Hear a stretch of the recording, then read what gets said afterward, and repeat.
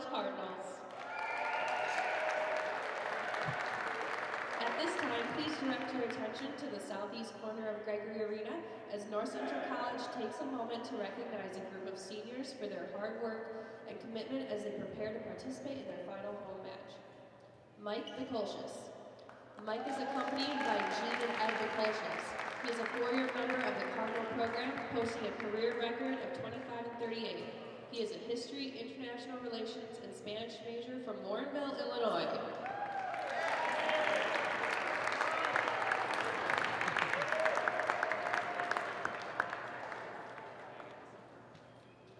Amante Logan.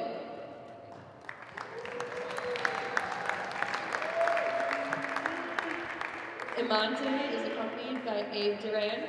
He is a three-year member of the Cardinal program and owns a career record of 26 and 9. He is an exercise science major from Oak Park, Illinois.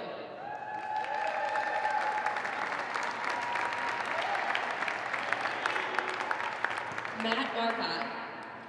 Matt is accompanied by Chris Marcotte.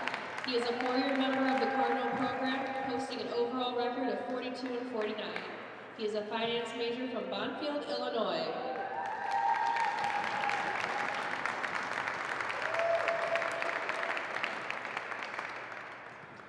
Matt Panducci.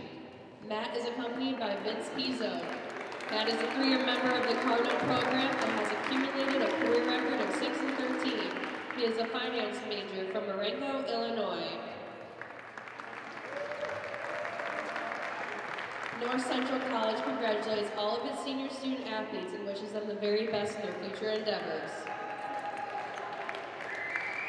At this time, we ask that you please rise and face the flag at the west end of the field house as we honor America with the playing of the national anthem.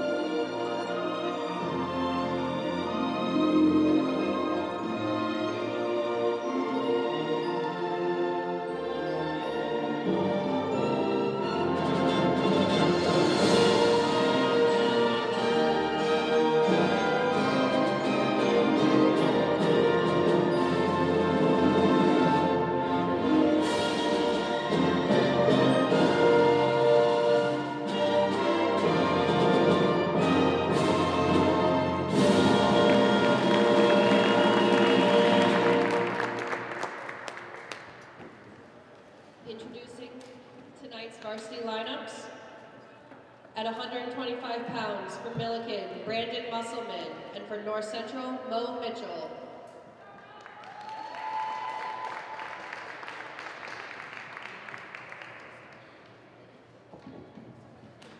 At 133 for Millikin, Angel Rios Jr., and for North Central, Mike Bicolcius. At 141 for Millikin, Chris Williams, and for North Central, Anthony Rink. At 149 for Millikin, Nick Sablin, and for North Central, Ben Williamson.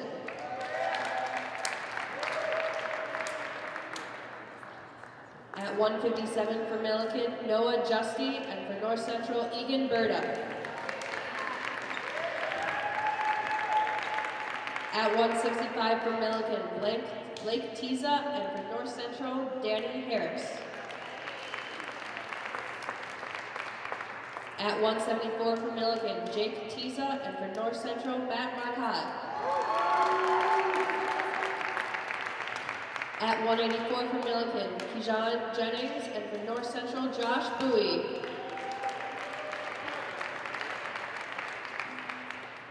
At 197 for Millikin, Isaiah Herrera, and for North Central, Tyler Vitale.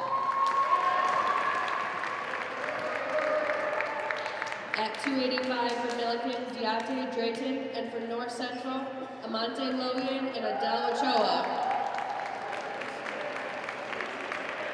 The Big Blue are coached by Ryan Burt. The Cardinals are coached by Joe Norton.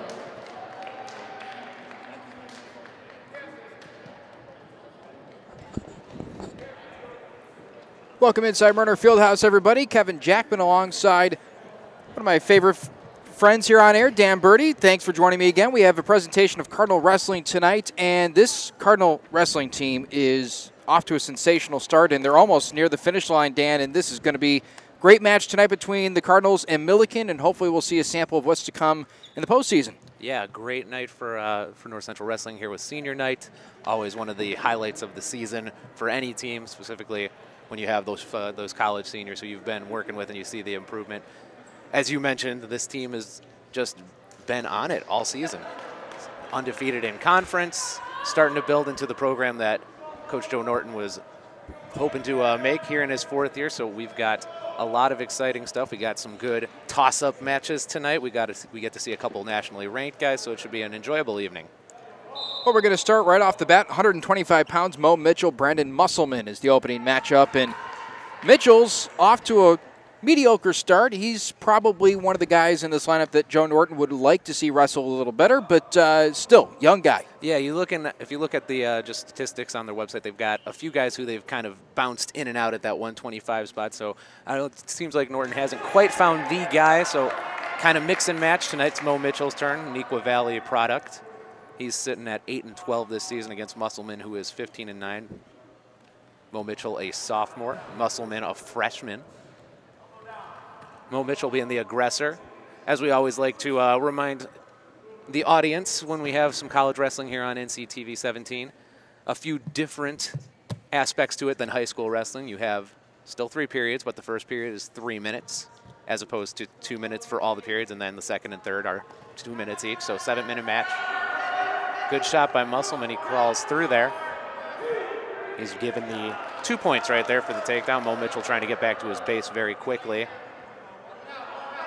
We also, right on cue with the takedown, we have in college wrestling what we call ride time. So when you get to the takedown position, that's the up position, a clock starts. We're currently at 15 seconds for Musselman. If at the end of the match your clock is over a minute in your favor, you get an additional point. So right now, Mitchell trailing the match 2-0.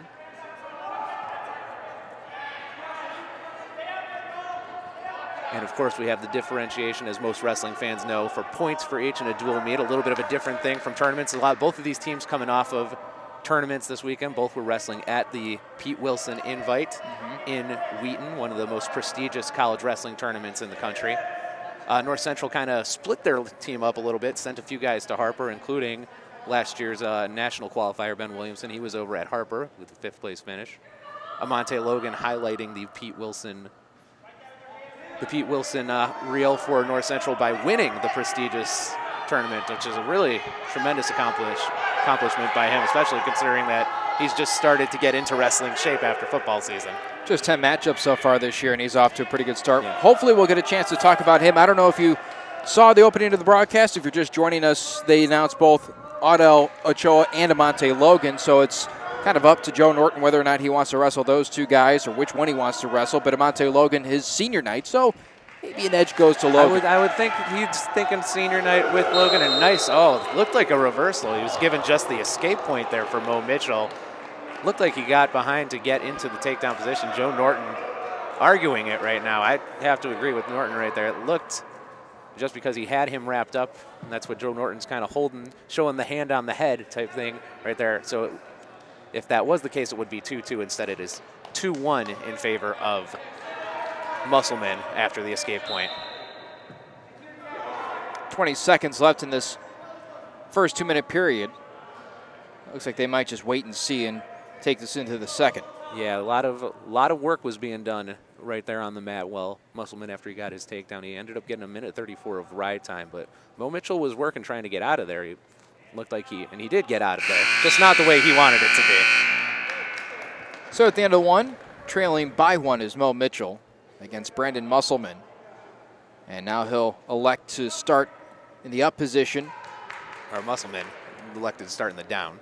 position, trying to get an escape point early. He's got the 2-1 lead. He's got a ride time point right now in his favor, although that clock now starts going the other way with Mo Mitchell sitting in the up position. Good work to the base right there by Musselman. He gets out and takes a 3-1 lead. Yeah, you look at the lineup tonight, and a lot of interesting decisions. You know, for Millikin, they are sitting a couple of their top wrestlers. Their head coach has his son, Braden Burt, who is one of their top wrestlers, 27-2 this year. He's not in the lineup for them. And a great take. Oh, not yet. He did not get the call. Good single leg shot there. He worked his way to the side, but Mo Mitchell could not get the takedown there. So they start back in neutral with 1:26 in second. But so I was saying, a couple of big hitters for Millikin not in the lineup today. Austin Hedrick and Myron Hamilton, both on the honorable mention list on the last D3 Wrestle rankings, which are a little dated. They came out about 2 weeks ago. They usually come out every 2 weeks, and that would be, I think, tomorrow is when the new rankings would come out. So Millikin sitting some guys, North Central for the most part with the A lineup out there, although Joe Norton, like with here at 125, a lot of mix and match as Mitchell sprawls on the shot from Musselman. Just has to clear that left foot to try and get on top, and doesn't look like he's going to be able to do that from this position. Yeah, Musselman needs to crawl through and rotate. Mitchell holding on right there for dear life, trying to get to the out-of-bounds area before the takedown can come into effect. He's got a good wraparound Musselman there, and we get the stalemate call. Good fight there by Mo Mitchell. A nice last-second sprawl to avoid that takedown.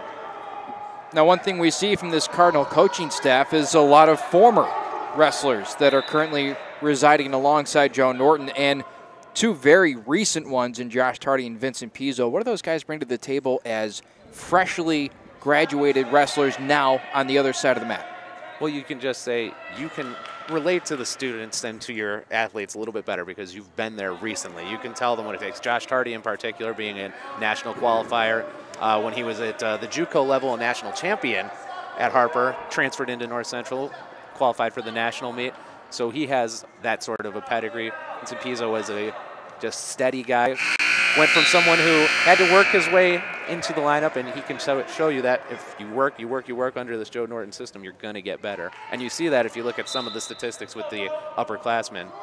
Also, interestingly, on the Millikin side, they have a former North Central wrestler as an assistant coach, in Blake Olson. So a little bit of family rivalry going on there for the Cardinals. As we start the third period here, still 3-1 in favor of Musselman. He's got the ride time point right now in his favor at 1:23. Mo Mitchell with another good deep shot, looking to rotate. Musselman trying to force himself out of bounds. Mitchell trying to keep him inside the squared circle, can't quite do it. It's been so close a few times, and that out of bounds has come back to haunt Mitchell. What is that now? 3 times, I think, in this one match. He's had a few times. Both of these guys have been very good when the other has gotten that deep shot in to make sure that they can sprawl their way out of there and rotate towards the out-of-bounds area so they can get that whistle instead of giving up 2 points for their team. And has 4 points for the team with score right now 3-1. As we know with wrestling, and most of our fans who tune in probably know this, but just you have the team points for each one. So you've got a regular decision. Mo Mitchell with another deep shot. This time he rotates around and he gets the quick cut because of the ride time point pending. So it's 4-3. So it's more like it's 5-3 right now with a minute left. So Mo Mitchell, if he can get another takedown, can tie this match up. Keep in mind, this might be a big matchup for Millikin. I know this is the first one of the night, but you have some real heavy hitters, as you would say, coming up for the Cardinals. They have to score here. Yeah, for Millikin, they really only have right now 2-3 matches that they can really count on the victory. So this is one of those coin flip matches that you really, if you're going to pull the upset as the Big Blue, for the Big Blue, they've got to get it. Getting loud in here. Musselman goes low to look and try and maybe stall this final 30 seconds. Great rotation there. Great rotation. Mitchell gets on top. Wow. Great defensive wrestling by Mo Mitchell. Now he needs to hold on with the score. He's up 5-4, but it's like he's tied with the ride time, so he's got to hold on to at least get the clock under a minute. We've got 8 seconds left. How bad does he want it? Bad enough to tie it up. So we will head to overtime in our first match. Oh, actually, he got the clock under. a minute, so no ride time point. Mo Mitchell with the last second victory, 5-4. What a steal of a win there by Mo Mitchell. That was truly come from behind fashion right there. And Mo Mitchell, we said it right off the top, he's been up and down this season, and that was certainly a fantastic finish at the first match of the night. And in one of those coin flip matches to get 3 points, that's going to go a long way for the Cardinals to try to get this win to finish off the CCIW season sweep of the conference. Now here comes a senior, Michael Bikolshis, up against Angel Granado. Make that great Angel Rios. And it's been a good season for Bikolshis, one of the seniors. Yeah, you know, we mentioned Vincent Pizzo earlier as a guy who improved over his career. So you look at Bikolshis, this is his senior year. Freshman year, things did not go so well on the mat. 1-14, gets to 11-13 as a sophomore, 13-11 as a junior, sitting at 15-10, being a contributing member at 133 as a senior. That's all you can ask for as a coach. Yeah, you stay in that wrestling room, you keep working, and you contribute to the lineup. And now that they have a team to Joe Norton's liking, having a guy like Bikolshis as a senior who can go out there and win in dual meets for you is such a nice luxury. He's got the shot deep in. He's looking right now a whizzer in there by Rios as he's trying to hold on and get this to the out-of-bounds area. But the whizzer did not get deep enough in. Bikolshis gets the 2, works him out of bounds, and a nice start for the senior here on senior night. Wrestling a freshman at that. So you see, maybe you're going to see a little bit more experience, a little bit wiser tactics, kind of knowing what he needs to do, knowing his conditioning maybe a little bit better. But a good start overall for the Cardinal senior. So we get a little bit of a medical timeout right here. Split lip or something to that effect, it looks like. But what do you gain? What kind of knowledge do you gain from freshman year to senior year? Because a lot of these guys wrestled for 4 years in high school. So what is that next leap in wrestling intelligence, and not only did they wrestle in high school probably all 4 years, but most of the guys who were wrestling even at the D3 level were probably pretty good high school wrestlers. Sectional qualifiers, state qualifiers, a lot of those guys. So you know that you have talent, but in this sport, the more time you are on the mat in live situations, the better off you are. You know, everybody starts at a different spot as a wrestler, whether it's someone who's been a club wrestler from their whole life or whether there's someone who started in high school or started in junior high. You know, the more matches you get in your life, just better you are going to be. So you have a guy who's a senior in Bikolshis as he gets taped up right here, making sure we get all that blood taken care of. You just, knowledge is power, and knowledge comes through time on the mat. All cleaned up and ready to wrestle. Leading 2-0 early in the first.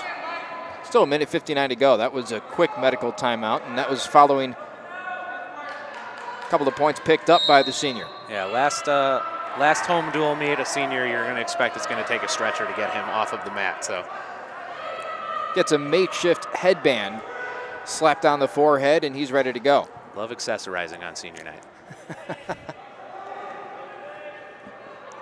Looks like he's in pretty prime position to keep this status quo, if not be able to at least turn him over and maybe go for the pin. Yeah, working arm position right now, getting hand control, trying to pull him in, looking like he's trying to set up some sort of a half Nelson. Nice little fight out and tripod there by Rios to get out, but he's still got a lot of work to do to get to his feet. Right now you can see Bikolshis looks like he's a little bit stronger, holding him off his base, making it so he can work that clock up and try to get the ride time in his favor. Currently sitting at 52 seconds and counting up. And as we saw, ride time can be such a factor. You know, a matter of 2 seconds in the first match determines the winner right there. I personally just couldn't do my math, I guess, looking at the clocks. But that's why we're in the booth. Yeah. We're not math teachers. Yeah. Although you might be someday. No. No. We've got a stalling warning right there on green, which is Millikin. So Rios just trying to stay on the mat and not flip over. Trying to avoid that pin, trying to avoid those big points. Bikolshis very diligently, very patiently working. Half a minute to go. He's got the right arm, but again, now he switches over to the left arm, trying to set something up. We go to about 20 seconds left here in the first period with a 2-0 lead for Bikolshis. Looks like Bikolshis has the left arm of Rios with his right hand. Is that a tactic to try and flip? Yeah, you're usually trying to set up some move, whether it be a cradle, whether it be just a half Nelson. use some sort of a power move to turn him to his back. It doesn't look like it's going to happen, but it's right now. But it's something that could help him set up maybe in the third period for some back points or possibly a pin. Well, the first has come to a close, and Bukolshis has a 2-0 lead. The Cardinals lead as a team 3-0. Bukolshis going to chose to start from the down position here in the second period. Going to look to try to get an early escape point, build the lead up to another point. He's got 2 minutes and 2 seconds of ride time in his favor. And really quick stand up. Nice fight there by Rios to get him back down, but back to his base already. Really good stand-up technique there. Off the whistle, very quick by Bukolshis. We talk about how you have that experience. That's that experience right there, knowing that whistle right when it hits. You can see maybe right there, getting the quick escape point to make it 3-0 in his favor. And they will carry out of bounds. And they'll start in the neutral position, mid-mat, right on top of that NC. Back to neutral, looking for both guys looking for some hand control. Try to lower your opponent's level, try to lower your level to get to a spot where you can get a good shot.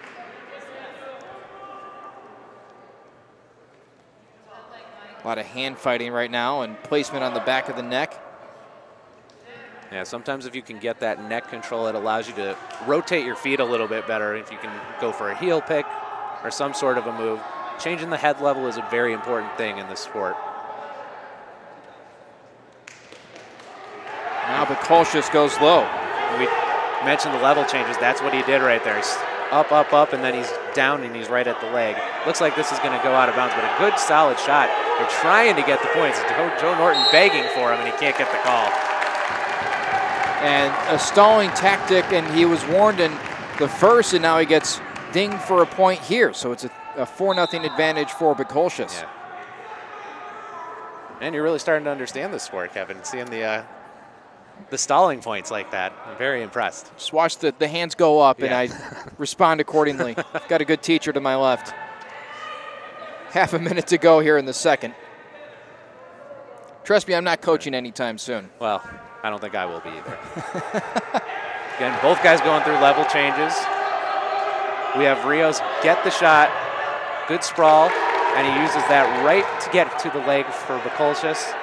Very surprised that wasn't two right there for that split second. He kind of had him rotated, facing the other way. Now Rios in a good spot to try to avoid the takedown. 3 seconds. And that'll be it. But another positive period. So right now, you're looking for your senior to come through with a major decision as opposed to just a decision right now. So he's up 4-0. He's got the ride time point in his back pocket.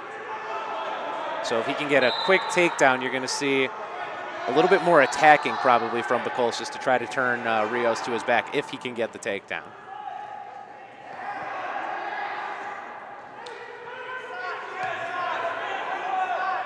Interlocked at mid-mat. Yeah, these guys, when they've been at neutral, we've seen a lot of good level changes. A good level change right there by Rios, and he gets the takedown. Looking to get back in it. It's 5-2. Did he get the escape point or no? Doesn't look like he got it. He did not, because it's a reversal. So 6-2, and for a hot moment, it looked like if he'd been able to clear one of those arms, he could have had himself a shot at a pin. Yeah, he was going for either a pin or just getting him to his back for a second, because if you get a takedown and the pack points, maximum back points are 4 points. That's a 6-point move right there, and we got a completely different match.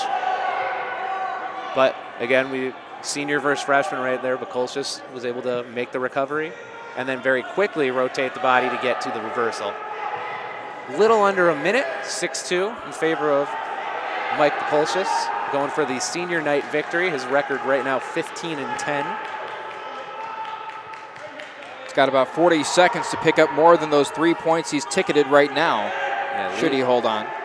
Yeah, you're looking right now to get some back points, and he might get them right there. He's been working that all night, and he's got him to his back. So a very good chance to get at least 2 or 3 back points and change the potential points he can get for the team. 22 seconds. Looks like Rios has firmed his stance up, staying on his stomach. I couldn't quite see whether the ref signaled for 2 back points or 3 back points there, but it could be academic if he can do it here again. I could not do that. 4 seconds, and that will probably be it, as Bikolshis picks up a 6-2 win, and he does pick up 2 back points, but that doesn't factor into the team points. He'll pick up 3 for the Cardinals, but a good senior match for Bikolshis. 1 point shy of the major decision, but still a W. Joe Norton's going to be really proud to see him leaving his final dual meet right there. Nice hug from coaches. So now we have Anthony Rink, a sophomore from Kankakee, up against 7th-ranked Chris Williams. Yeah, this is arguably the highlight match of the night. Rink has made his name onto the honorable mention list on the D3 Wrestle rankings. Chris Williams on all the rankings very high up at 7th. Obviously, you would probably give the advantage to Williams. He's 16-1, junior from Civic Memorial. Anthony Rink 17-6. He is a sophomore. How important is early momentum in a wrestling meet? Well, especially if you are the underdog like Rink is in this match. You want to be able to get that first takedown, or at least have a good first period where nobody gets an advantage. You have 2 really good wrestlers like this. It's going to be a little bit cat and mouse, although Rink trying to be the cat right away, and he gets him to his back for a brief second, but doesn't get any points. Things looked a little dicey for the Big Blue right there. Yeah, Williams got a pretty decent shot and grabbed the leg, and right now he looks like he's able to rotate his way around, so a really nice recovery there by Williams.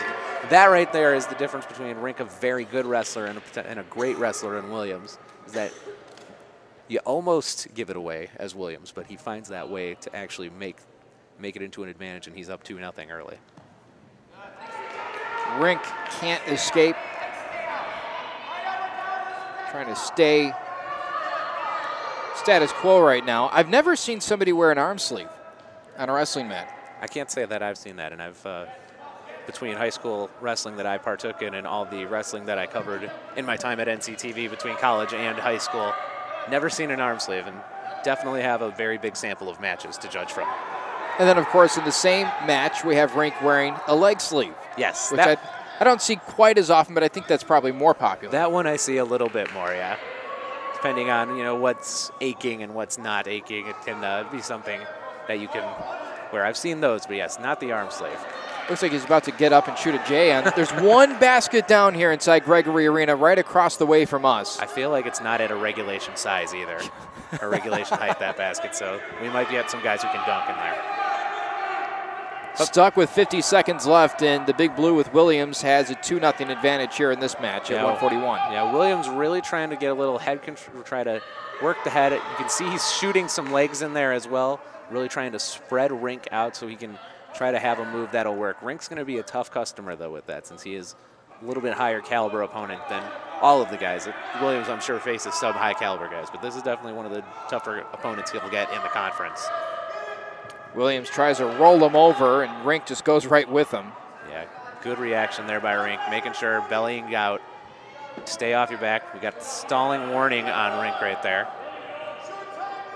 Good. 11 seconds. Good arm control work. He's trying to do some sort of a crowbar maneuver right there on the left arm for Williams.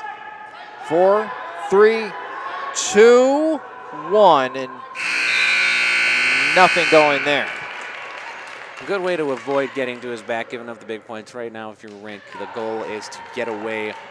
You still want to get the win since it's only 2-0, but as always, you want to, especially when you're facing a guy who's ranked 7th in the country, minimize the team points on the other side. Rink's going to go for the win right now since it's close, but we'll see how strategies adjust as the match evolves. How much can a strategy change from the start to the finish? In a dual meet like this, if you're down, say, 6-2 in the third, you're going to do everything you can to try to avoid giving up that big point number. For Millikin, they know this is one of the matches they have to have tonight, and they probably need some big points. Really, really good active work right there by both wrestlers. The escape point there for Williams as he started in the down position to begin the second period. That was an exciting exchange there. Yeah. Williams was so active in trying to wheel and deal. Yeah, you can see with Williams, he's a wrestler who definitely, when he gets in a comfortable zone right there where he can use speed, athleticism, strength, he will do everything he can to exploit that. And that's why he's probably nationally ranked at 7th. Safe to assume. Yes. Yeah, we mentioned an evolution of a match. You got an evolution of a conference here that now has 8 teams that forever was a 4-team conference. Millikin, their 3rd year back as a program in the CCIW. Couple of points for Williams as he's flipped Rink onto his back. It looked like for a moment Rink was the man with the upper hand. Yeah, it looked almost like kind of an inverted cradle right there. Oh, and now Williams might go for the pin. Yeah, Williams really having his He's way. got him. And a big result there for Millikin. They get 6 points, tie out the meet, get the big points from your star wrestler. That's what you always hope for. Big time pin from Williams there, and it happened in the blink of an eye. Yeah, the fall time, I believe, around 4:28 right there. So that's where you want to see Anthony Rink take something from that match to know what he has to do to wrestle against these guys. And with the conference meet coming up in the next week, you'd like to see if Rink sees him again, that he can put up something where he can wrestle all 7 minutes. So 6-6, we're back to neutral. Yeah, we are now at 149. We've got Ben Williamson out of Naperville Central. Last year, a national qualifier for North Central, up against Nick Sablin, who's from Las Vegas. Let's see if he takes a lot of gambles here. Yeah. That was a great gamble on your pun there. Thank you. Didn't pay off. No. So Williamson, 21-11 this year. We mentioned that they were split up a little bit this past weekend. Williamson was wrestling at the Harper tournament, finished in 5th place at a very large tournament right there, all sorts of different levels, so a good showing by him. Had a little competition at the wrestling room at 149 and Raphael Roman this year. Both guys putting up really impressive numbers so far this season. Both guys are 10 matches over the 500 mark, which at the same weight, that's incredible. Yeah. We said Joe Norton's probably got some mixing and matching. You want to keep certain guys fresh in certain times. So it's an interesting conundrum he has right there at 149, though, with 2 really good wrestlers. It's going to be a tough decision for him come conference and regionals, who he has to go with at that, or maybe if he makes some decisions at other weight classes. I think both guys have now been warned for one thing or another. Both stalling, or was that a different warning from the I referee? think that was a different warning right there. You got some active neutral wrestling going on here halfway through the first period, 1.5 minutes left in it. Still no score. Looked like Joe Norton was trying to point something out early on to the official. Perhaps something that he saw and relayed on was what the call was for. That's the best time is in the first period. If you can notice something to get the ref's eye on it when you have still plenty of minutes left in the match. 1:10 to go first. No edge for either wrestler, Williamson or Sablin. Now the freshman from Millikin from Las Vegas is 11-4, so he's not a pushover. You look at his record as a freshman, you assume if you go from Las Vegas to Decatur, you're there to wrestle for a reason. So probably a promising career. Nice start at 11-4. Williamson got really low, looked like he was going for the heel pick, just missed it. Sablin's turn to be the aggressor and came up empty. Ben Williamson, having covered him a lot in high school and covering him over the last few years at North Central, he is a patient wrestler. He will wait for his time to strike. He will wait for it to be his type of match. He doesn't usually let the other wrestler dictate the pace. Now, what can Williamson do from this position? Right now, he's just looking for the level change. We saw him take a quick stab at the heel earlier. He tries again right there. So he's just trying to use the level change, trying to use that head control right there to keep Sablin a little bit off balance. 20 seconds to go in the first. Nobody has scored a point. And even though there's been no score, this has been a very active match up at neutral the entire time. So we're going to be, looks like, in for a really good tactical battle back and forth in the second and third period, seeing who decides what position to start from. 2, 1, and end of the first. No advantage. We're through the first and into the second now, and who would you give the advantage to? Well, I would go with experience in the national qualifier in Williamson. While he hasn't gotten the lead that he probably wants, he's wrestling his match. And when Ben Williamson wrestles his match, it usually goes pretty well for him. He'll start in the down position, looking for the escape point. Yeah, quick adjustment to his base in the tripod position, getting up, and he gets that very quick escape, takes the 1-0 lead. So this is where the tactics kind of start. A takedown by Williamson would really put him in a strong advantage in this match. But neither one of these guys has really been able to get that advantage yet when they're in neutral. Yeah, Williamson, for a 149-pounder, he's a little bit longer. He's got the long arms, a little bit taller than you would see most of the kids at that age, or at that weight, who wrestle. So it's always an advantage, especially after he gets a takedown, because he's such a good legs wrestler. He's able to really spread the guy out as he tries to get the pin. He also seems to wrestle more like an upper weight guy, patient, kind of waits and sees where the weight is getting distributed and then attacks from there. Yeah, it's a really fortunate talent to be able to have all that extra wingspan and such. It gives him a little bit of an extra split second where he can make that adjustment if someone shoots at him, if he tries to take the shot, and that's really what he's done in both his high school and college career. It's really impressive, his progress he's made over the years. Oh, there he goes. Yeah. Look at that shot. He waits for his spot and he attacks it. Great work there. 4-point back points, 2 for the takedown. That's a 6-point move to turn this into a 7-0 match. He waits the freshman. We talked about experience earlier with Bukolcic. You have a freshman, you're sitting, been wrestling for 4.5 minutes. He tries to go for the aggressive move, and the aggression did not pay off there, and Ben Williamson jumped all over it. Now he's got complete control of this match and can get some big points for his team. Almost has him, turning back over, and he's got it something as Sablin. He's got the legs, and this is what Williamson does really well when he's in that up position, is he works those legs. He will make it so you have to work every inch of your body to try to get away and get an escape point.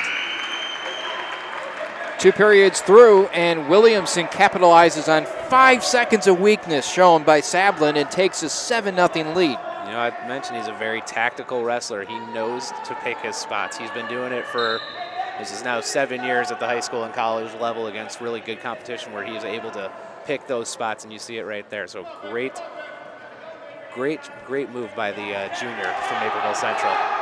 Sensing perhaps some weakness, Williamson now on the prowl.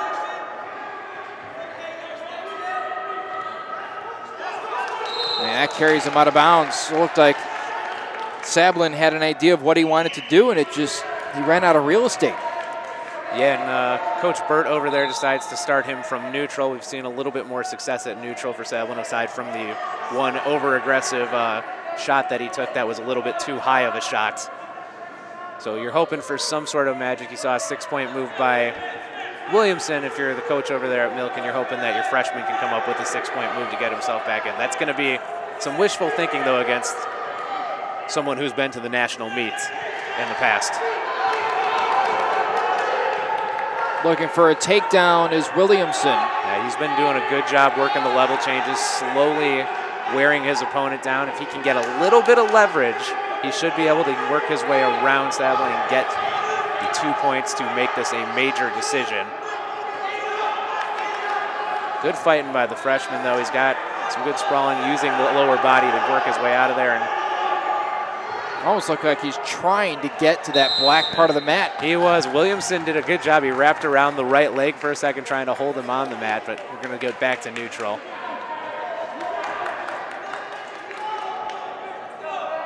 .42 seconds to go in the third. Williamson with the 7-0 lead. Oh, how about that one? Sablin turns the tables for a moment and has to give up the escape point. The quick sprawl in the rotation. And that carries him out of bounds. So it's 8-2, so what Williamson needs now is simply just get a takedown in the next 26 seconds if you want to get 4 points for your team. Otherwise, it's a 3-point victory for the team. with a regular decision as opposed to a major decision. Need to win by 8 to get that major decision points. Ride time will not factor in. Williamson pinching the leg, tries to turn the tables, and instead, right now it's Sablin picking up the 2 points instead. So this match is virtually over unless Sablin can flip over Williamson, but that'll be it. 3, 2, and 1. The wily vet and Williamson picks up an 8-4 win, and the Cardinals retake the lead. Yeah, really good tactical wrestling. Both wrestlers had a good match there. Williamson just took advantage of the mistakes a little bit better, and he was able to wrestle his match. He's not going to be happy with the result. He wanted more, but not the worst outing for him. Really great second period, and he was able to control the pace. So we're now on to the 157-pound weight class. We got Egan Berta, star freshman for North Central out of Lamont Township, 26-6, having a great year. Up against Noah Justy. And Justy gets the early takedown, took advantage of the aggressive nature from Berta. You know, back when we were here a few months ago, Kevin, when they were having a dual meet, we were discussing the potential of Berta, and he had all the makings. He had all the looks. You looked at his high school resume, and it's like, could you see this guy making a move? He's a guy who has potential to make a national meet a couple times in his North Central career. 26-6 this year. That's a freshman. Yes. That's an astounding total and an astounding record. Yeah, I believe, from what I remember from looking up his stats the last time we had him meet, I believe he was 3rd in state last year. So this is a guy who is very much used to success, and it's translating right away, and that's a potential monster that Joe Norton can have on his roster for quite a while that you can build things around.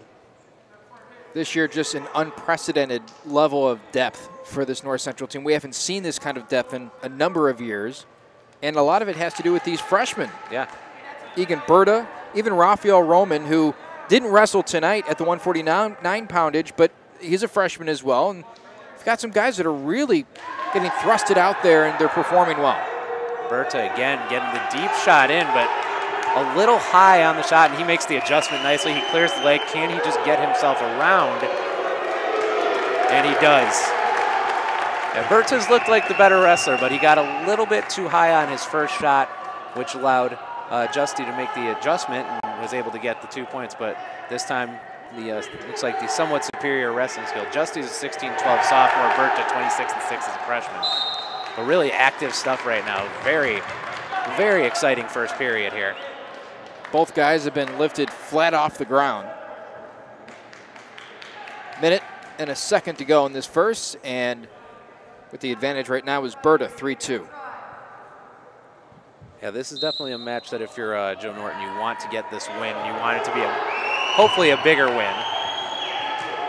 A couple of their big hitters, and Berta really showing that prowess right there. Another takedown, takes a 5-2 lead. Joe Norton wanted the pin.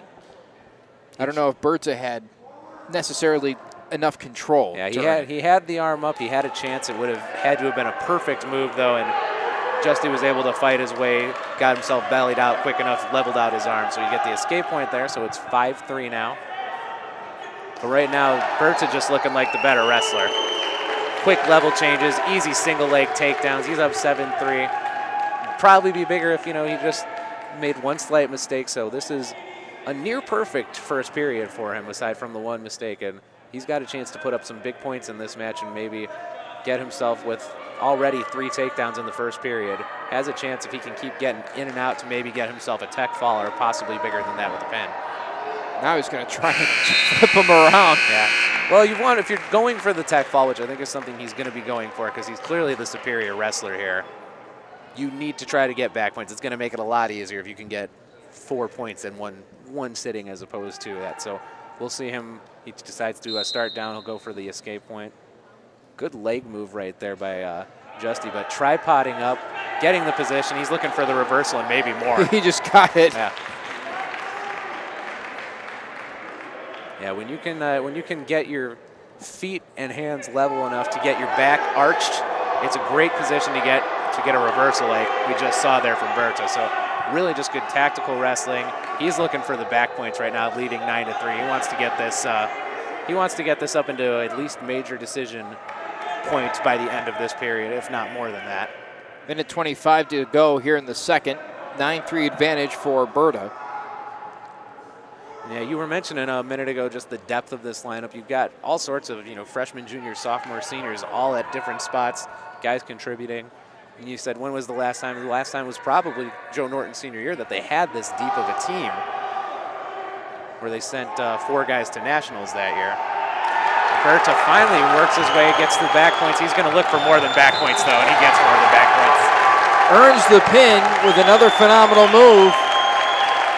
Big time matchup for Berta. She claims 6 points for the Cardinals. And as you said, that's a freshman. That's someone they're expecting some big things from over the years. And we hit the halfway point of the meet right here. NCC leads 15-6 in the team points.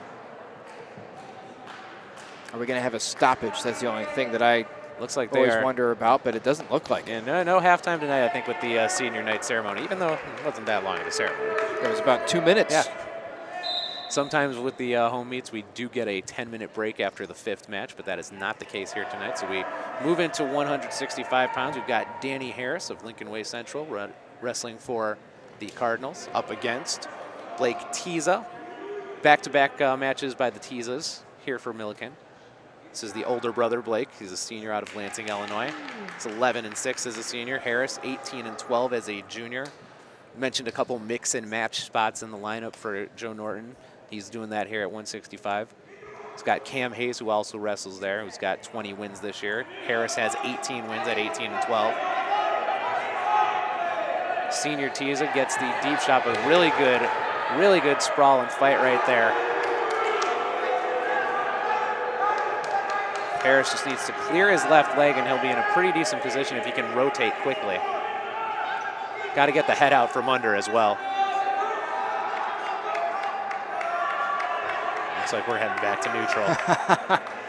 It's a lot of twisting and pulling and maneuvering only to get right back to where you started.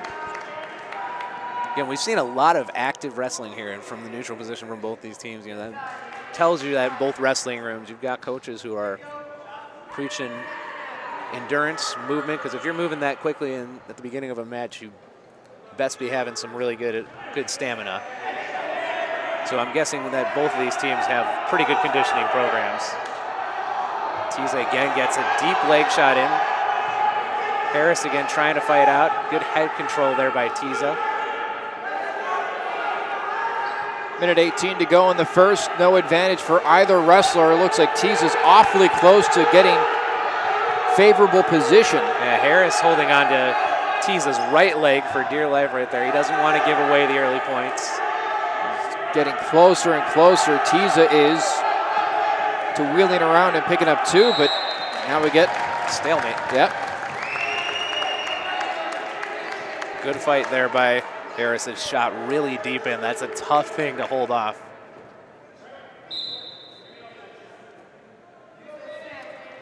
That's probably a small victory there for Harris, isn't it? Oh, yeah.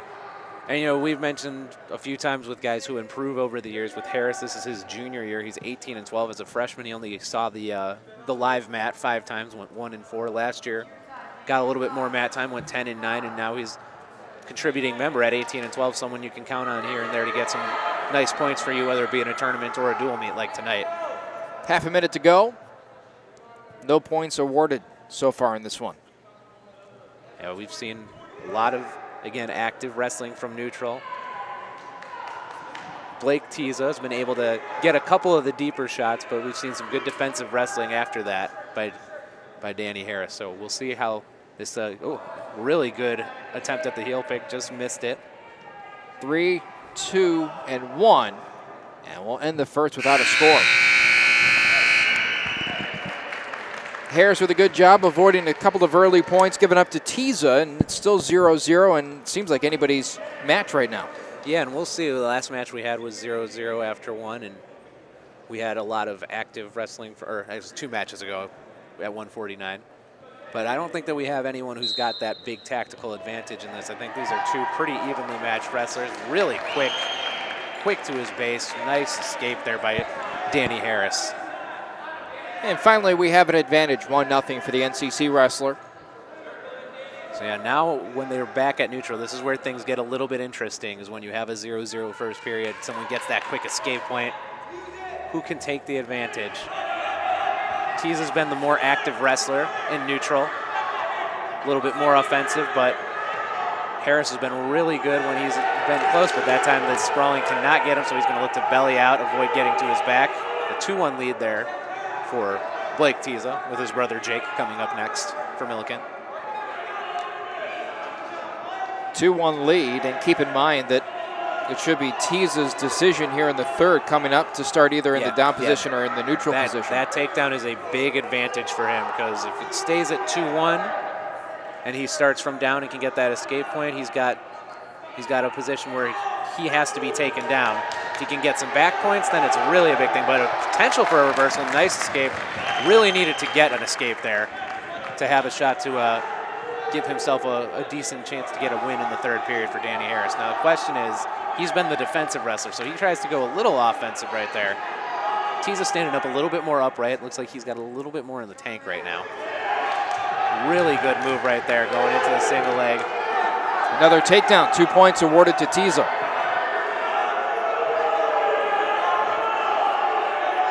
"20 seconds remain in the second.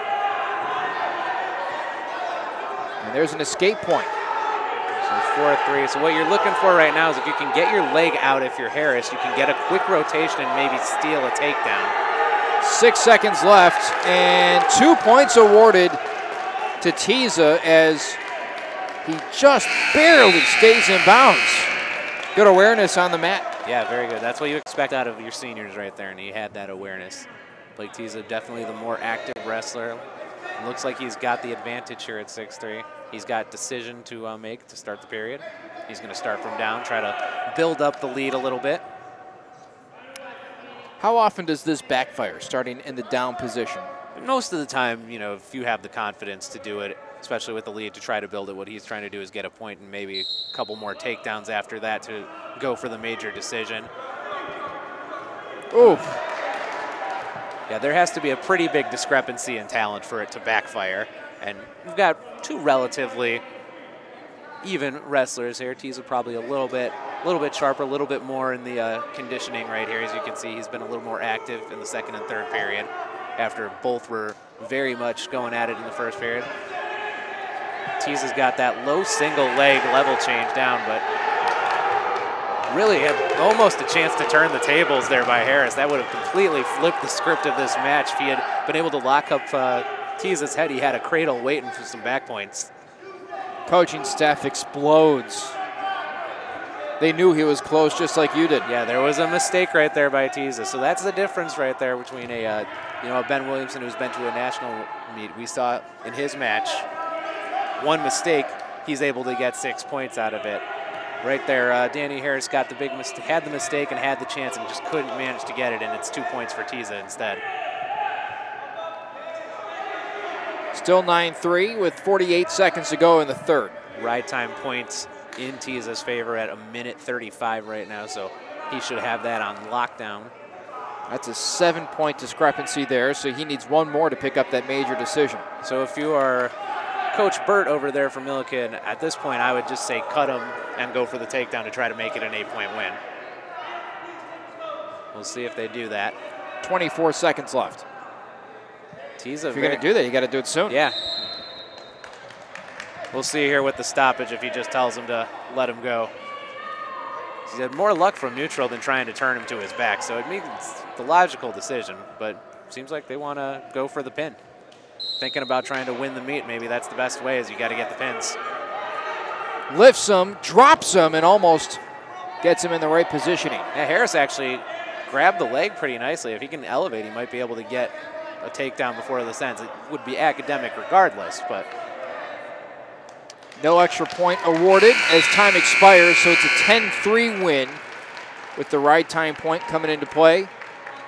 So 3 points picked up by Millikin. I think a really tactical move that should have happened there that did not for Millikin. If they're trying to steal a team point right there, they had every opportunity and it didn't do it. So we've got one Tiza. Blake Tiza gets the win for Millikin. Now his younger brother Jake Tiza, 15-8, up against one of North Central's best wrestlers and senior here on senior night, Matt Marcotte. 21-8 this season.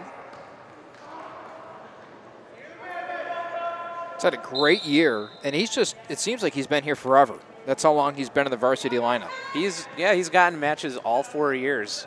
I think he only saw the mat once as a freshman, and we won his only match, but 5-12 as a sophomore, 17-12 last year, 21-8. So you put the work in the wrestling room, if you've got the right coaches, you see that sort of improvement. Jake T is very similar to his brother. Goes with that aggressive low single leg takedown right off the bat.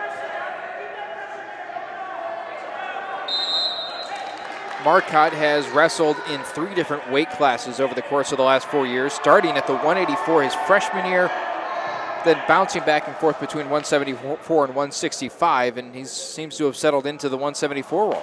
Yeah, a little bit of a Swiss Army knife, someone who could help you wherever you need it over the years, and now that he is one of the key contributors to your lineup, you want to set him where he is at 174. So, that's doing the work, being patient, waiting for your spot to open, as we have a little bit of a medical break right here.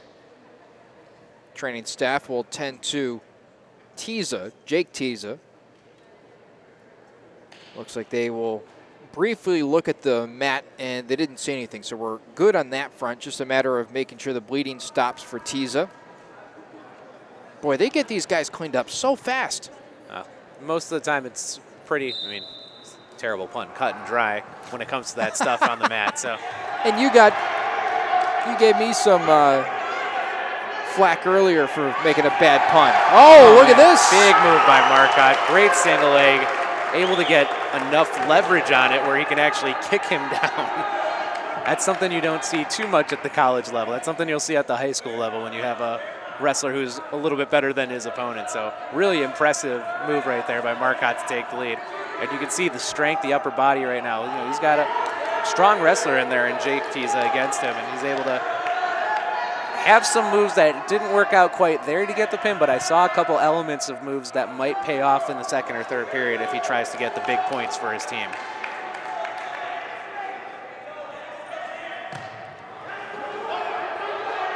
More great matchups are on the way too. This overall match is far from over. Yeah, we have the rest of the way. We've got big-time matchups with some big-time wrestlers. 184, you've got honorable mention, or at one point up to number 10 in Keyjon Jennings for Millikin against Josh Bowie, who's had a really good year here as a junior. Tyler Vital, who's ranked 8th for North Central at 197, up against a freshman who's 21-7 in Isaiah Herrera. And then we'll see what North Central does for the last match. I'm looking over, I'm seeing who's up between the heavyweights, but it looks Monte's been stretching out and walking around. He looks like he's been a little more active, and since this meet is close, I think we will see a Monte Logan fresh off his win at the Pete Wilson Invite up against Deontay Drayton, who is 26-7. I was hoping we could have seen a Myron Hamilton and Monte Logan, but I'm guessing Coach Burt wants to kind of keep that maybe on the back burner until conference, especially with his wrestler coming off of a busy weekend in the consolation bracket over at the Pete Wilson. 40 seconds to go, and it's a 2-1 lead for Marcotte. Yeah, another period where these guys are really getting tangled up from the neutral position. Seeing a lot of head control. Marcotte really trying to work the level changes. Maybe got a little too aggressive there. As the veteran, he's working his way over to the out-of-bounds area, trying to get that whistle without a takedown, holding on to the arm, and he does just that, avoids the takedown. That's what you expect from your senior. 18 seconds to go in the first, and we were just talking about the conference meet, which is coming up. It's just on the horizon. The Cardinals haven't won it since the 2009-2010 season under Kevin Bratlin, which was also Joe Norton's senior year. A great team featuring 4 national qualifiers, led by Gabe Buell. Joe Norton, really the emotional leader of that team as well. First period comes to a close, and Marcotte with a 2-1 lead. Yeah, some good defensive wrestling with his opponent, Jake Tiza, getting a little bit aggressive there at the end. So Marcotte showing a little bit of the wiliness as a veteran. He's got right now with the early takedown, 23 seconds of ride time. Tiza chooses to start from the down position. So what you're hoping here from your senior is that he can ride him out for a little while, get that clock up, give himself some insurance. But Really quick movement there by Tiza, and he manages the escape, and we are tied at 2 with 2 escapes so far versus a takedown. Oh, another good level change by Marcotte.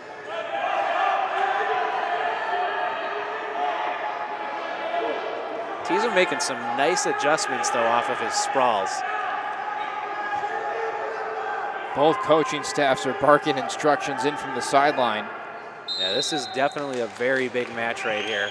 Especially the Big Blue, probably if they can spring it up, so that gives them a shot to win. If would be a really big blow for them if North Central gets the win. Even though they have a couple other big hitters coming up still.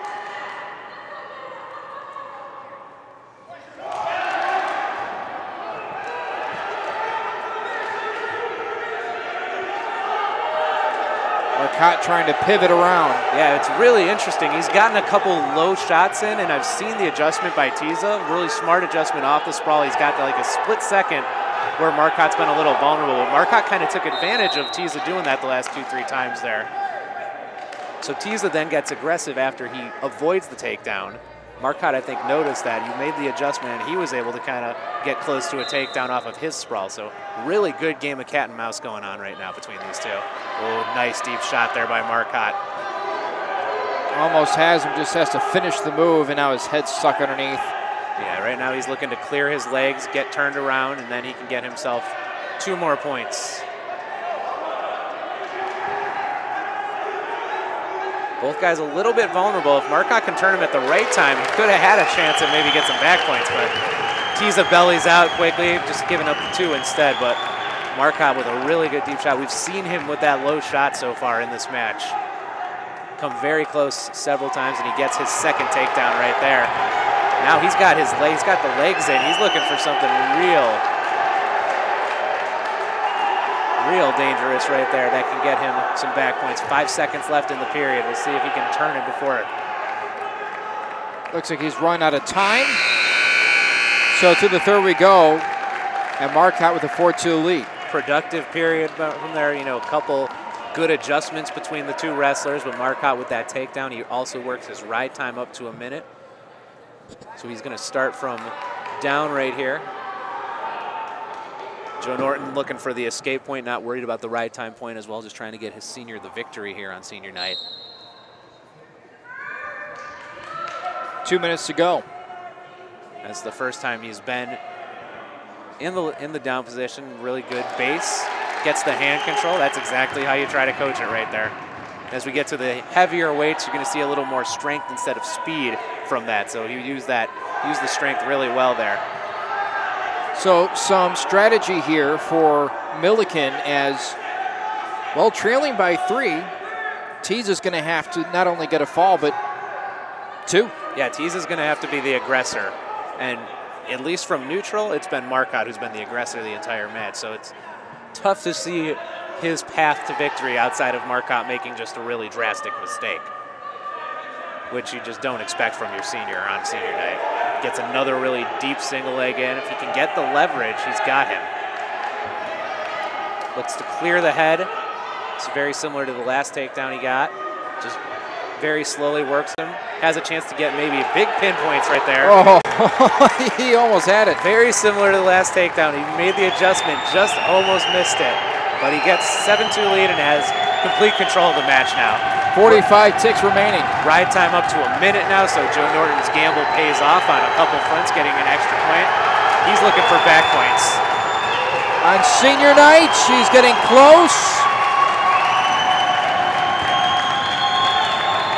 Place is getting loud here inside Gregory Arena. Yeah, Marcotte definitely had a lot of family here during the senior night. He's got some loud ovations tonight, so he's got people really pulling for him.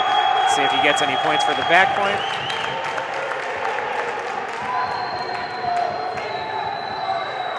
And there you go. 4 back points will clinch a major decision. A great tactical match there by your senior, Matt Marcotte. Last dual meet in Murner Fieldhouse ends with a victory. 11-2. Make that 12-2 at that ride time point. And the Cardinals get a big victory here at 174. Yeah, that with the major decision points right there, that's very big, especially with probably the best wrestler left on the roster tonight coming up for Millikin right here. So he wanted to get a little bit of an advantage there, and it's exactly what you do, up by 10 with 3 matches to go. So we've got Josh Bowie for North Central, 18-9, junior out of Minooka, really strong wrestling program. Up against Keyshawn Jennings. He's been ranked as high as number 10 this year on the D3 wrestling rankings. It's an honorable mention, I believe, right now. Junior from O'Fallon Township. It's 18-1 this year, so a great record. This is really, Millikin is in need of big points from one of their best wrestlers, and with Millikin having sat out a couple of their best wrestlers, 3 of their best wrestlers not wrestling tonight, probably after the long weekend. But look at that. Josh Bowie says, I don't really care about your ranking right there. Good quick reaction, able to get the 2. Nice escape there very quickly by Jennings. So we might be in for a little bit of a match here. Bowie, who obviously wrestling at 184, looks a little bit more svelte than you would expect from somebody in this range, and he certainly moved faster than you would expect at 184. Yeah, I haven't checked all of where he's wrestled all year, but he's seems like a guy who you can put in and out of the lineup where you need to. Bowie at 18-9, he's a junior. He only saw the mat 5 times as a freshman, went 1-4. Made the improvements as a sophomore, 21-15, now 18-9. And Bowie has stuck at the 184 range. And you look at 184, it's been another one where there's been a lot of mixing and matching, but this has definitely been their best wrestler in Bowie, and he's showing right now why that is. Bowie even took a couple of matches last year at the 197. Wow, yeah, so he's, you know, we mentioned kind of those Swiss Army knife guys, and that's a very big weight discrepancy between 84 and 97 as well. So that means that Josh Bowie has both probably some speed and strength that Joe Norton has confidence to put him at something that where he's going to wrestle heavier guys. Now Jennings, well, he's lost just 1 matchup this year. So you know that he's not going to make that big mistake. This is going to have to be a pretty clean match for Bowie to win. Yeah, Bowie probably knows he's got to wrestle really sharp. And so far in this first period, he has wrestled really sharp.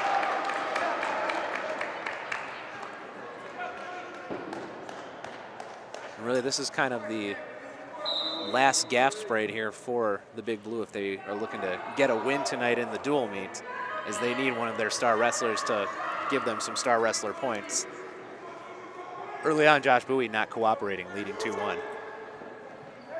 33 seconds to go. A lot of jousting at mid-mat.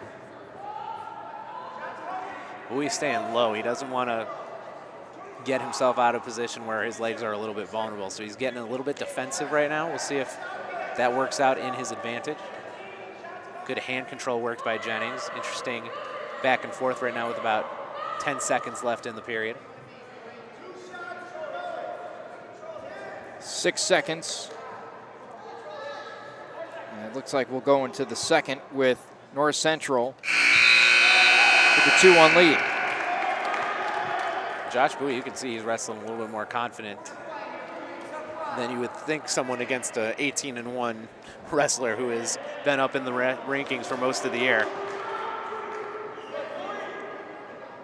So it was Jennings who had the choice that period. He chose down. Bowie's feeling a little bit more confident from neutral, so he just gave up the point voluntarily and cut him. So it's 2-2 right now.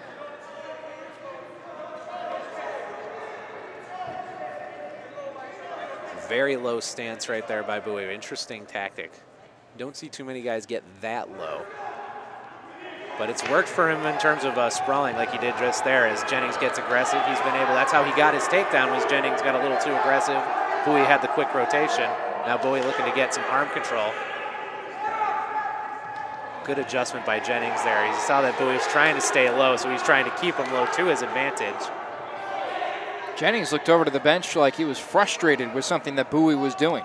Yeah, you can tell this is he's used to showing up and having his way with him when you're 18-1. So when you're in a bit of a match right here, as we are 4 minutes into this, it's tied at 2 against a guy he probably expected to have some success against.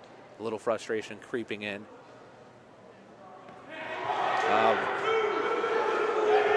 Right there, Bowie trying to be the aggressor. They Was both actually get 2 given points. the takedown. I'm a little surprised he was given. I thought That would just be a takedown right there, but there you go. Instead, it's a takedown and reversal. This is what he wanted to avoid, though, is being in the down position. That's why he just opted to give away the point. So we'll see. See how dangerous Jennings is when he's trying to go to get back points. 30 seconds left here in the second.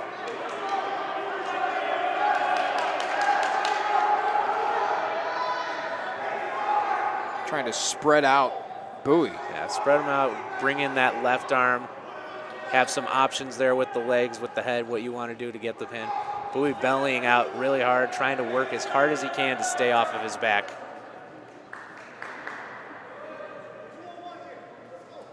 Three seconds left, and we'll go to the third. Really good, interesting match right here. So Coach Burt has the decision. Once he's going to ask, he's going to trust his wrestler from neutral. Personally, I think the better decision would have been have him start down and try to get the escape point, since he escaped pretty quickly, but he was starting to have his way, and there he is having his way.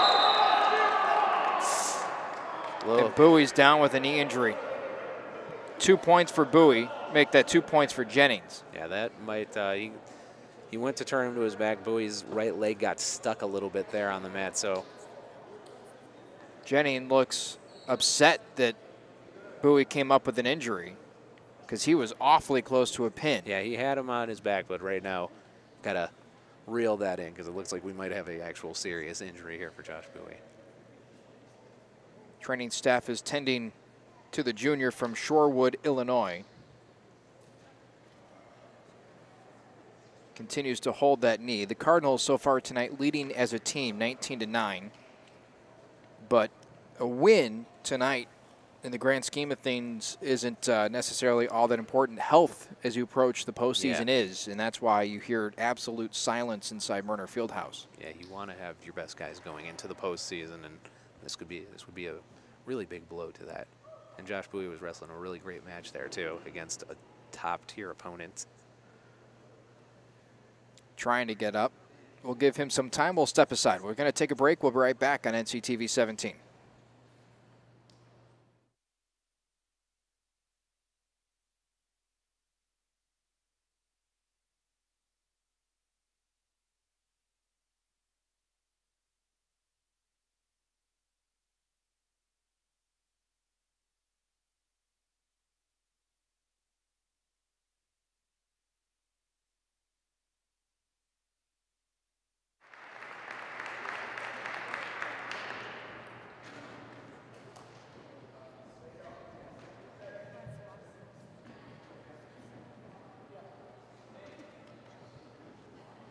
So Jennings gets the win, and Bowie upset, flat out upset, through his headgear, and he's walking off under his own power. That's the good news. The bad news is that, well, he's clearly hurt enough to not be able to continue, and I don't know whether he's upset with something that he did, whether it's something Jennings did, or just the fact that he's hurt. It's probably a little bit of all of those. That's a tough way to end a match if you have to be carried off, but at least he is walking under his own power. We're seeing him putting a little bit more weight on that the more and more he's walking as he's down the going towards the locker room. We shift back to the wrestling though here. We've got number 8 ranked Tyler Vital for North Central up against Isaiah Herrera. Vital 19-4 this year. Herrera 21-7. A couple of really good records. Herrera's out of Bolingbrook. Vital is out of Lake Park. Vital was a state qualifier at Lake Park a couple times. He's really made the strides here in his junior year, becoming one of their elite wrestlers, someone that they can rely on for this year and next year. Definitely a contender to make the national meet. 2 notes to make. One, this is now a substantially closer meet. Yes. 6 points awarded to Millikin on the forfeit, the injury forfeit from Bowie. And we can now confirm that it will be Amonte Logan at 285, wrestling for NCC. He's 9-1. So that sets up an exciting final 2 matches on the evening. Yeah. Well, a North Central victory here, any sort of win for Vital will clinch the meet for them, but you want to have Amonte Logan ready. I do see Odell Ochoa up, but it looks more like this is Amonte's match or meet to end. once you get Amante up, I'm guessing you're probably not going to have him sit back down. Well, and he's had so few matches this year, you know, any sort of mat time. Odell Ochoa has been a great contributor for North Central as a freshman, and certainly going to be the guy moving forward after this year. But you've got a senior who has a win at the Pete Wilson. But we'll get into Amante and Odell in a bit. We'll focus here on Vital and Herrera. So we've had another, you know, active from neutral. These guys at 197, really wrestling with speed, strength. Vital avoided an early takedown, did a good job to sprawl his way out. Now starting to work some of the hand control, getting the head. Seeing a little bit of the tactics right there by Vital to try to take advantage and try to get the early lead before the first period ends. Vital obviously recognized on the national level, and wrestling a freshman, if you're the Cardinals, you're probably putting a win in the bank, but this late in the meet, can't coast to the finish line. Vital has to secure a victory here. Yeah, this is where you want one of your best wrestlers to put the meet away, finish off the season, get a regular season conference championship undefeated in the conference. Vital doing a great job. Oh, wow, what a powerful move there. Right to his back, he's got a chance to get him stuck. 2 points picked up in exciting fashion. You know, you could see the tactics he was using, grabbing the head, using the level changes. It worked. He not only got the leg, Herrera thought he was going to get him way out of there with a whizzer, and Vital just overpowered him. Lifts him up, gets the 2 points. It's 4-0 right now, gets the back points. Great move there by Tyler Vital. Vital also has to try and keep him from getting that escape point in the final 6 seconds. He might drop him a second time, trying to shed him, but unable to do so. 2.8 seconds to go, and Vital has to now hold on for just 3 seconds. You're seeing the physicality of Tyler Vital. He gets into that up position. He wants to overpower you. He's showing why he's ranked as high as he is. Just some great strength, and that's why he's got the record he has this year, and that's why he's evolved as a wrestler so much to be just a guy who could contribute to one of your star wrestlers. Great first period, great movement, did a great job of just getting himself in a position. So he's going to start from down, try to get the lead a little bit higher. 4-0 advantage as we begin the second period, 2 minutes up on the clock.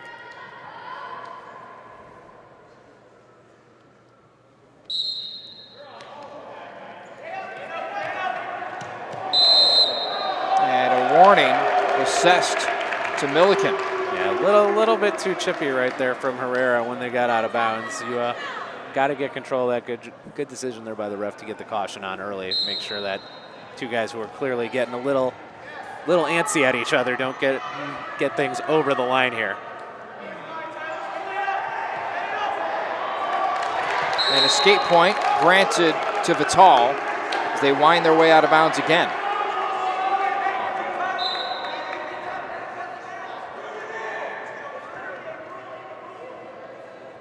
Vital in control of this match right now. This is the type of match he wants to wrestle. You can see he's got a little bit of juice, showing off a little bit of energy.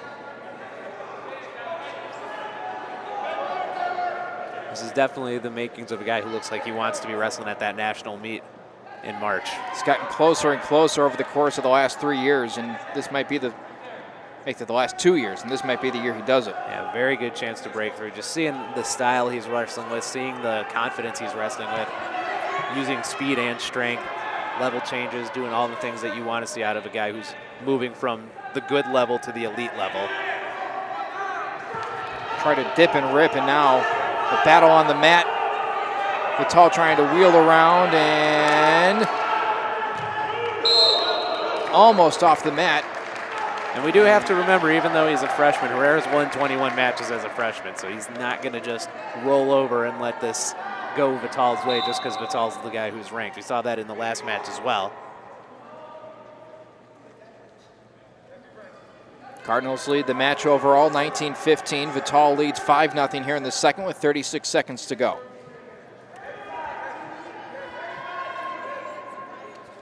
This is more of the match Vital wants to wrestle. Get it in the center of the mat. Try to get a little bit of arm control, work the head, work the arm, get a level change, get a takedown. His opponent, Herrera, gets a little too aggressive there. He almost gets himself caught. 10 seconds left.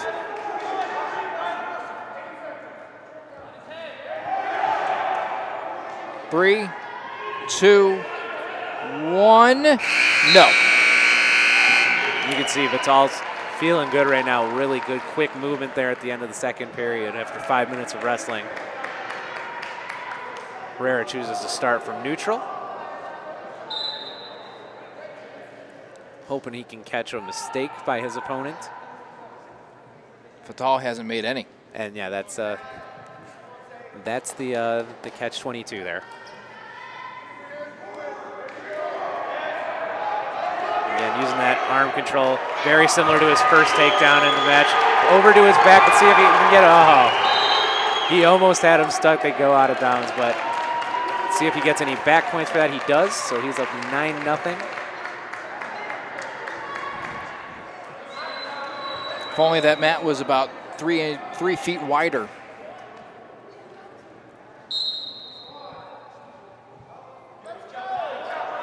Seen Vital from this up position get very physical.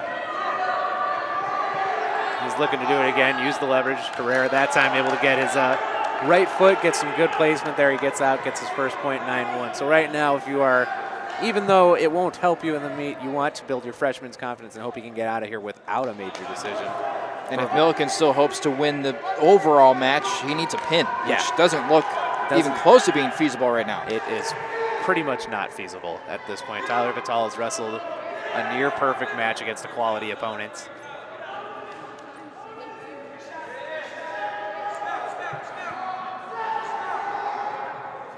.50 seconds remaining. Herrera and Millikin running out of time. And all the more impressive, leading 9-1. This is, just seeing him here for the first time, this is not a bad wrestler in Isaiah Herrera. So Tyler Vital's dominance so far is all the more impressive to me.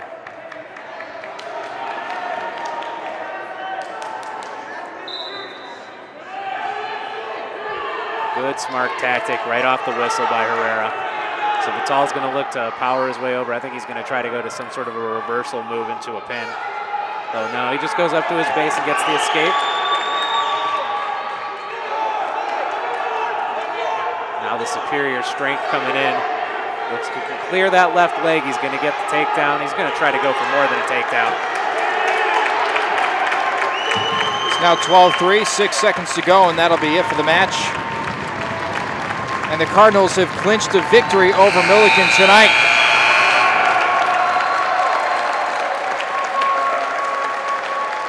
Tyler Vital, last regular season duel in conference. Looks like he's ready to get some medals this year.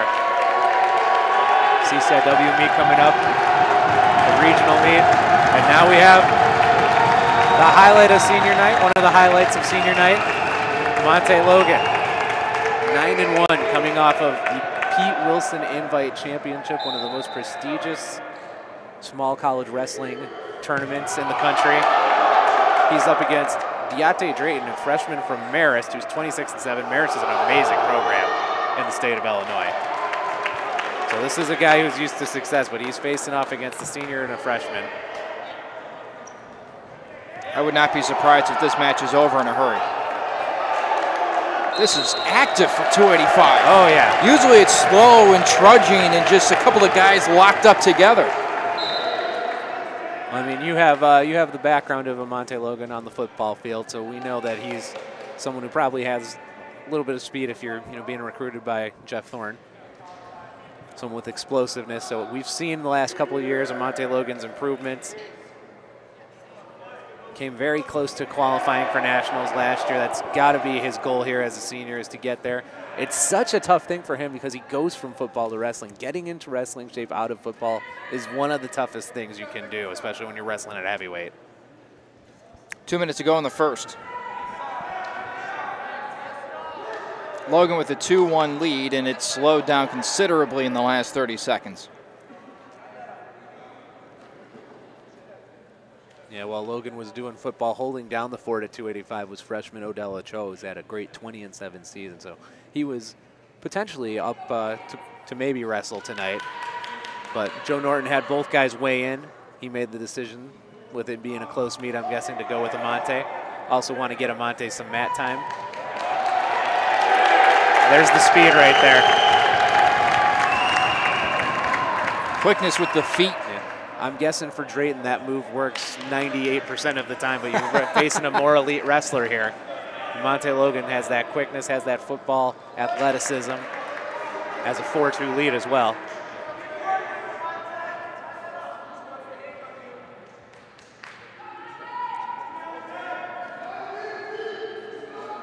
A junior in eligibility as a wrestler, but a senior in actual life. So this is his last CCIW dual meet. 47 seconds to go in the first. Logan with that 4-2 lead. And Logan nowhere near 285, by the way. No. But it doesn't look like Drayton is either. Yeah, Drayton, I mean, their generally their heavyweight is Myron Hamilton, who's 22-5 this year. He's on the honorable mention list. Would have been a really high-profile match between him and Logan, although Deontay Drayton, nothing to push to the side at 26-7 as a freshman. And he gets the takedown. He shows right there that he's nothing to push aside. Escape point for Logan, 5-4 with 5 seconds to go. They'll lock up. And we'll lock up this first. Definitely one of the more active periods you will see between wrestlers at 285 right there. You don't usually see 9 points in a 5-4 match at this weight class after one. You don't see agility usually No. at 285 in Division III.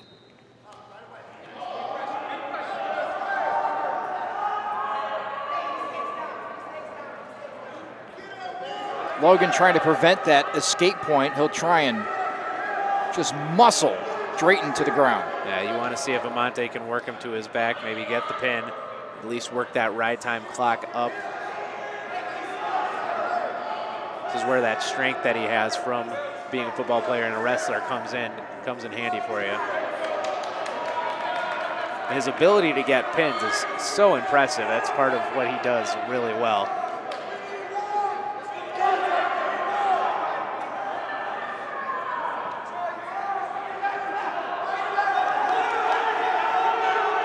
Two pins this year as Drayton awarded the escape point. Over the course of his 4-year career, he's been very good at finishing off matches. Yeah, definitely a good anchor to have at the end of the meet, since we, at the college level, still go by lowest to highest in every meet. And it's always a lot of pressure on the big guys at the end. Momentum carries them off the mat, still tied at 5 with 47 seconds to go. Yeah, and Amante Logan, that tournament he won, he came in as the 8th seed and won the tournament this past weekend at the Pete Wilson. Scored some very impressive wins as well. Cannot underestimate him, which makes him a fearsome opponent come conference and national time. Well, and not having as many matches, you could argue he might be a little bit more fresh. Now, obviously, because he's been playing football and been working his way back into shape, that's probably not the most fair way to judge him, but you're seeing just another great tactical match right here between these two guys, Drayton and Logan. So we have less than 10 seconds left in the period.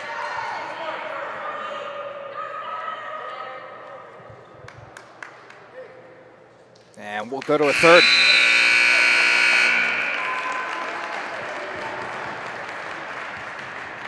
And Logan will start in the down position, try and take that 1-point lead. And we've seen the speed from him, so let's see how his stand-up works right here. No explosiveness off the whistle. He'll be patient and try and get up. And he does. Great work to his base. He had the faith in his lower body strength right there. Pays off. He's got the 6-5 lead now. Man, you look at Deontay Drayton as a freshman, you got Odell Ochoa over as a freshman in North Central. You could have a couple of very interesting ends of meets between these two teams over the next few years. Minute 30 left to go on this one. Keep in mind the ride time also 7 seconds away from being in favor of Amante. Yeah, so if he can get a takedown, it doesn't take much to get him that extra point. It would give him a lot of insurance if he gets the takedown and the ride time point in terms of holding on. Right now it's as tense as it can be with the slimmest of margins at 6'5". I guess it would be more tense if it were tied. But. This is very true. Minute to go in the match overall. North Central has already clinched it. Monte Logan trying to put the cherry on top of senior night. He's had a flair for the dramatic in some of these duels over the years. See if he has one big move left in him.